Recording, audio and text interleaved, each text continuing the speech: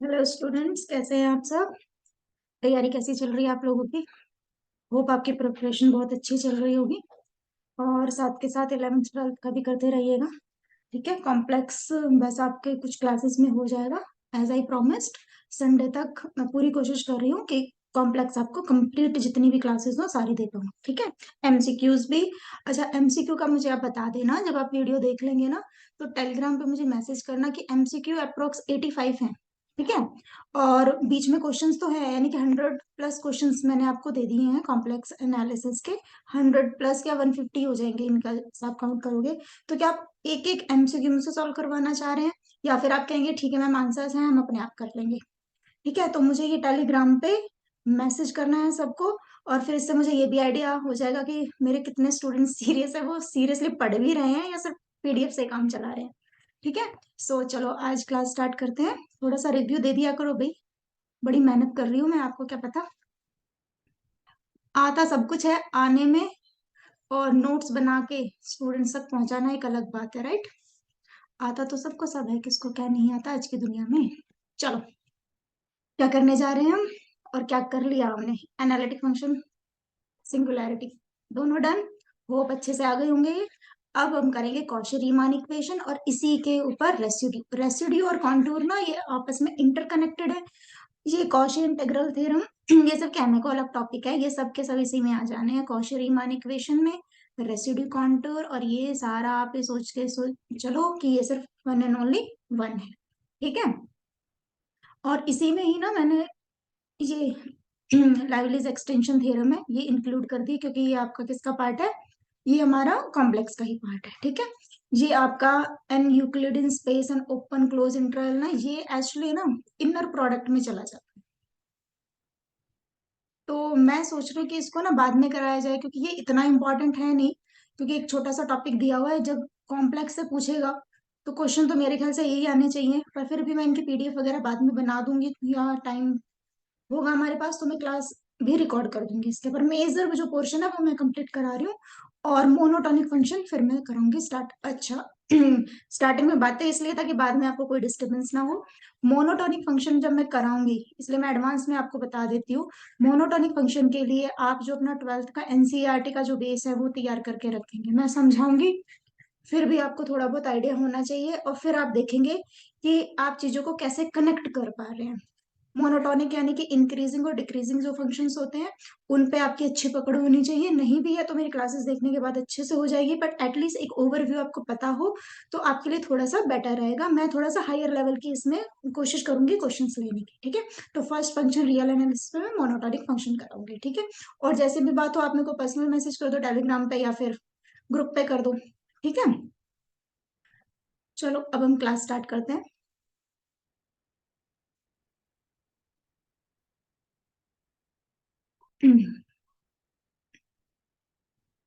Let's start the class.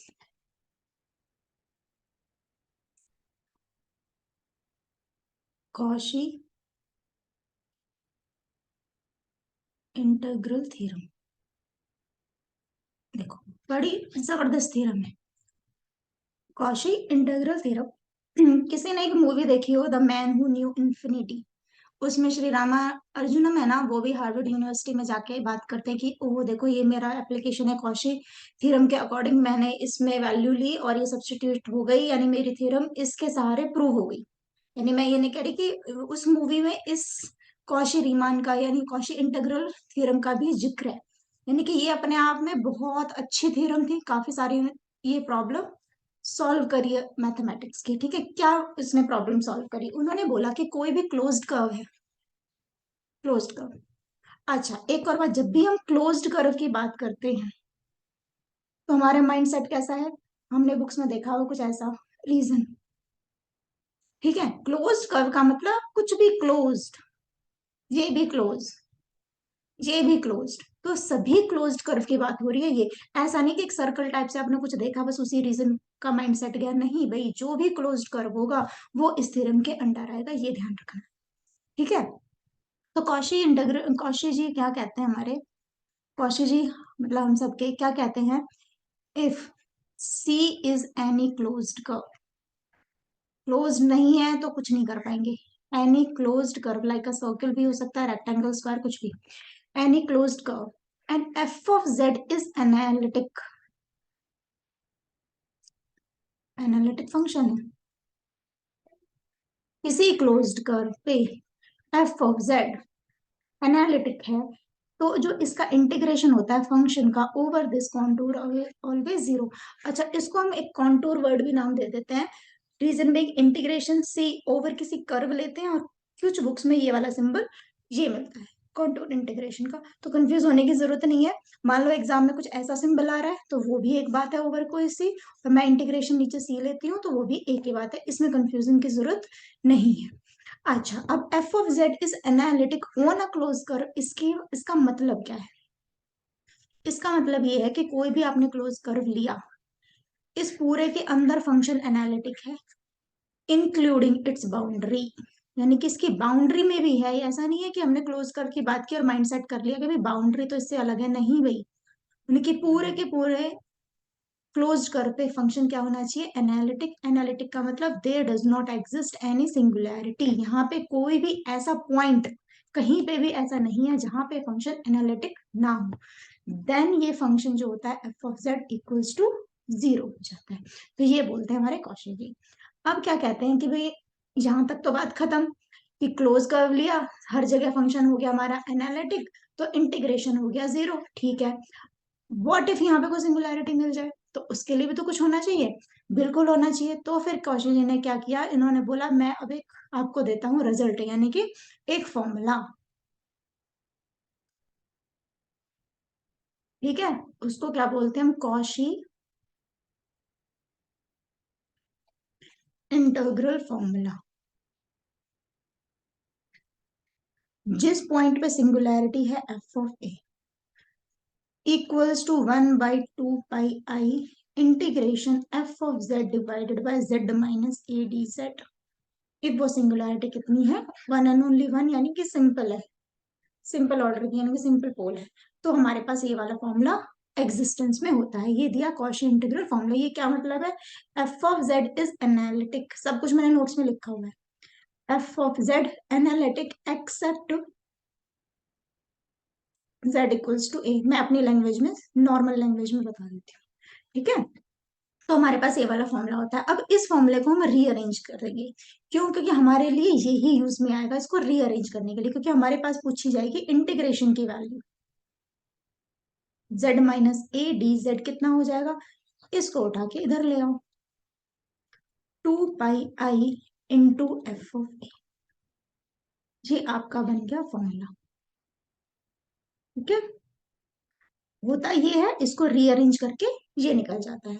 तो मर्जी है, वो जो स्टूडेंट्स होते हैं वही किसी भी तरीके से इधर उधर तो कर ही लेते हैं, बस रिप्लेसमेंट ही तो करना है या रीअरेंज ही तो करना है टर्म्स का। सो ये आपका इंपॉर्टेंट फॉर्मूला है, आपको याद रखना है।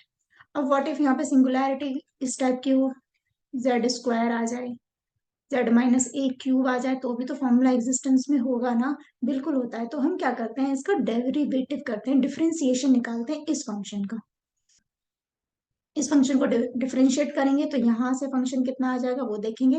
हालांकि इसका भी प्रूफ है, पर अभी प्रूफ के लिए ना तो ये टाइम करेक्ट है, और इतने तो आप पढ़ के आए हो भी बीएससी, है ना। तो अभी थियरम्स का मुझे नहीं लगता जरूरत है, ठीक है। चाहिए तो मुझे बता देना, प्रूफ तो मैं करा दूंगी, बड़ा इजी सा प्रूफ है। अच्छा, अब क्या करने जा रहे थे? अब हमारे पास फॉर्मूला था F of A equals to integration C F of Z, Z minus A D, 1/2 pi ले लो। अब इसको आप वन टाइम डिफरेंशिएट कर दो, क्या बचेगा?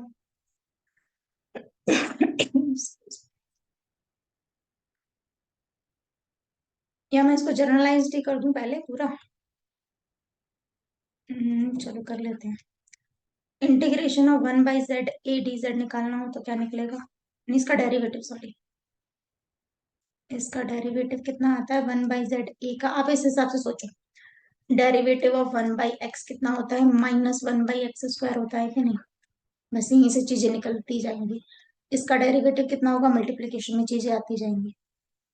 तो यहाँ से आ जाएगा हमारे पास, कोई भी एक इक्वेशन ले लो, सॉरी, खांसी हो। चलो, एक second.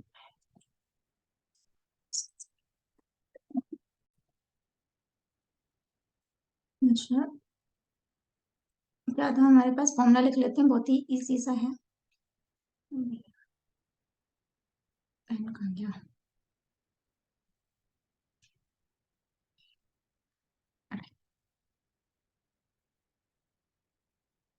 F of Z integration Z minus A whole square D Z equals to 2 pi I into F of A, right.